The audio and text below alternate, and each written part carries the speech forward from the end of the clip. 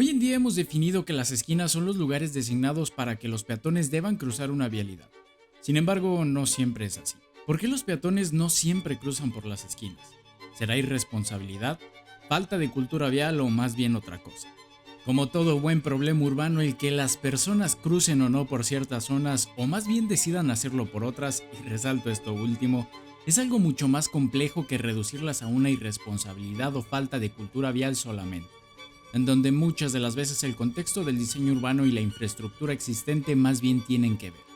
Y es que irónicamente la percepción de seguridad de un peatón al cruzar una calle o una avenida es peor por estos lugares designados, que por cualquier otra parte de ellas, por algo llamado puntos de conflicto. ¿Qué son exactamente estos benditos puntos de conflicto? ¿Por qué importan tanto para la seguridad vial y más aún, cómo podrían ayudarnos a hacer calles más seguras no solo para los peatones? Bueno, pues esto es Urbanópolis y bienvenidos.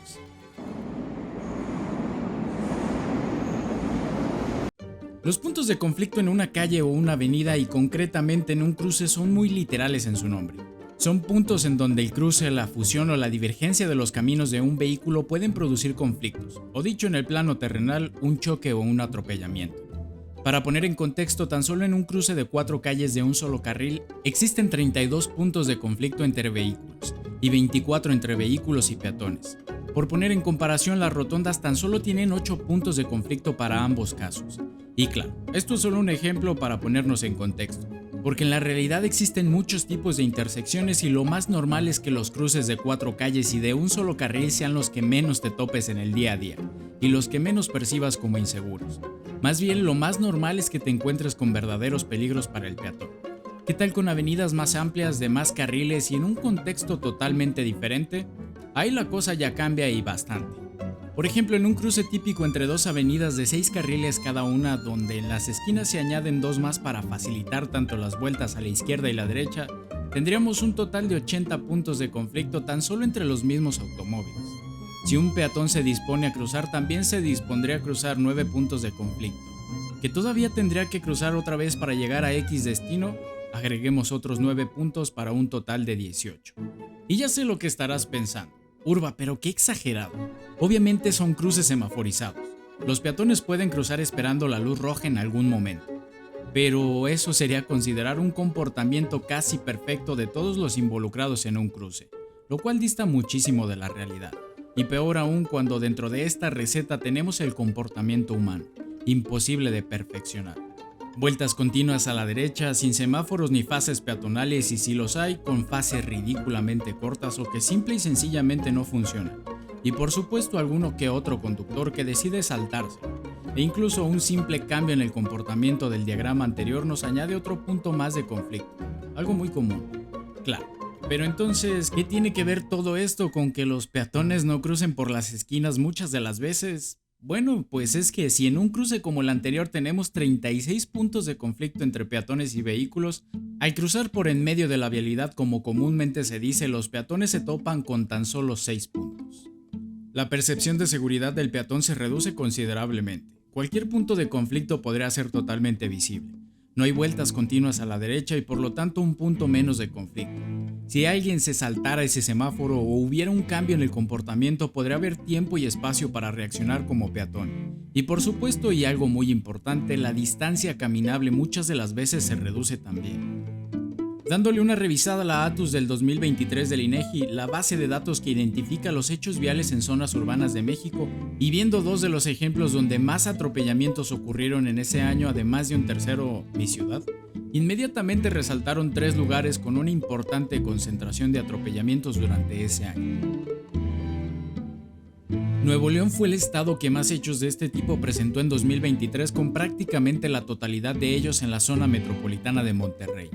En este caso resalta rápidamente la zona de las avenidas Cristóbal Colón, Cuauhtémoc, Benito Juárez y Pino Suárez, en pleno centro de la ciudad y por ello con una gran actividad tanto por los comercios como por los servicios que ofrece.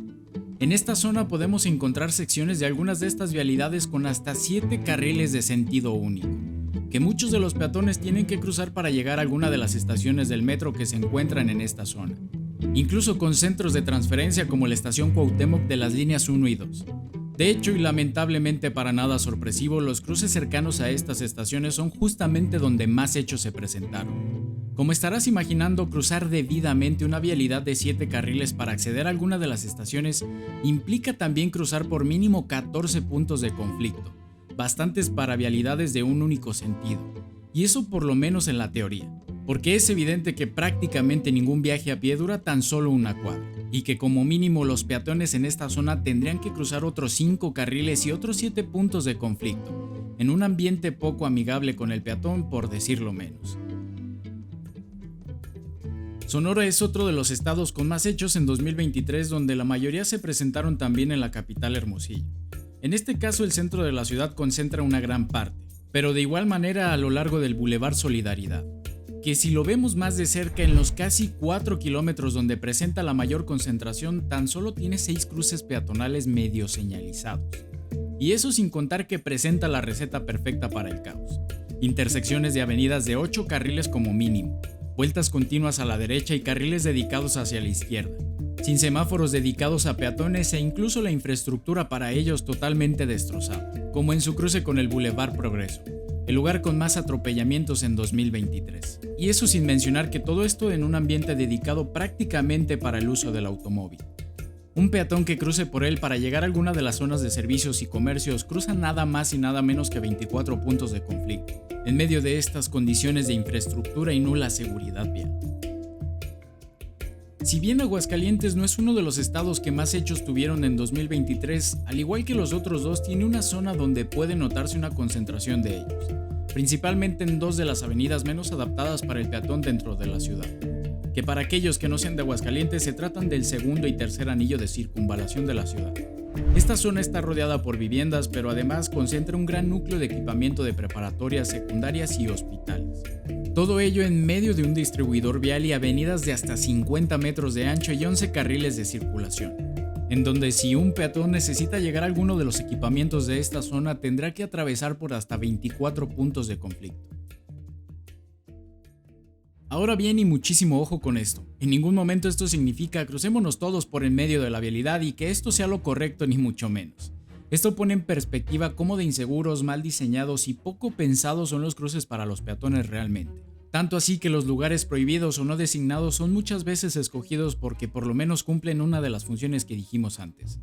Normalmente porque cualquier punto de conflicto es visible para el peatón o por lo menos se reduce la distancia caminable. Ejemplos como el Atus nos sirven para visualizar dónde están los puntos que necesitan atención y, más importante, por qué la necesitan. El pobre diseño vial, de infraestructura y estos hechos van de la mano. No son casualidad. De hecho, hemos visto ya en otros videos cómo es que estos dos realmente moldean el comportamiento y la seguridad vial, y no frases vacías como la cultura vial. Obviamente es algo que debe verse de manera integral, pero primeramente elementos tan sencillos como semáforos con fase exclusivamente peatonal son lo más importante. Después, las extensiones de banqueta y primordialmente las islas o isletas para proteger a los peatones ayudarían a la percepción de seguridad. Y por último, allá donde el espacio lo permita, las rotondas son una excelente solución. Son flexibles, permiten el flujo constante y son seguras para prácticamente todo aquel que se moviliza en una vialidad. Tienen la menor cantidad de puntos de conflicto y es una alternativa de diseño vial que por lo menos las ciudades mexicanas han dejado muy en el olvido.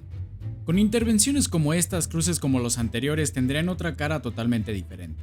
El cruce se vuelve más corto, hay menos puntos de conflicto, el comportamiento de quienes usan la intersección se induce de forma natural y si llega a haber algún conflicto se reduce el impacto y se protege al usuario más vulnerable, en este caso el peatón.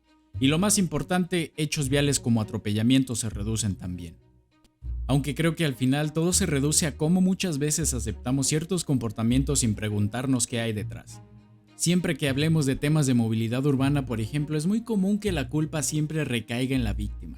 Usas transporte público, es tu culpa por no tener un auto. Te atropellaron cruzando la calle, seguro no cruzaste como se debe. Pero como con muchos problemas de la ciudad, a veces lo mejor es pararnos por un momento y preguntarnos si esto está pasando, ¿por qué pasa? ¿De dónde viene? Y ahí es donde nos daremos cuenta de que el problema no es tan simple. Más bien, hay más causas más profundas y complejas que culpabilizar a alguien, al individuo. Y claro, también otras formas de ver y vivir la ciudad. Y no, los puentes peatonales no son la solución. Pero eso ya lo veremos en otro video. Recuerda que si te ha gustado este video no olvides suscribirte y dejarnos un like. Hasta la próxima.